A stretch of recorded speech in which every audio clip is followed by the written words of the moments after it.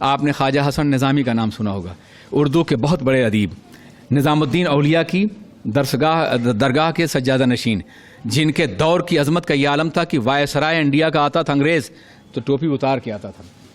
بے پناہ شہرت تھی، واحد خانقاہ تھی کہ جس کا احترام پورے ملک میں کیا جاتا تھا. انہوں نے کتاب لکھی تھی سجدہ تعظیمی کے جواز پر، یعنی سجدہ تعظیمی جائز ہے قبروں کو، علماء کو، ان کو، اور حضرت یوسف کے واقعے سے اور دوسرے واقعے سے دلائل دیے تھے.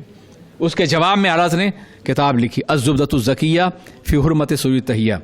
یہ کتاب لکھی کہ سجدہ تعظیمی حرام ہے اور سجدہ بندگی کفر ہے. اگر کوئی شخص بندگی کا سجدہ کرتا ہے کسی کے لیے تو یہ کتاب لکھی. یہ کتاب ان تک پہنچی. جب اعراض کا انتقال ہوا دعا کے لیے انہوں نے ہاتھ اٹھایا. خواجہ حسن نظامی، انہوں نے کہا حضور انہوں نے آپ کے خلاف کتاب لکھی تھی، آپ دعا کر رہے ہیں؟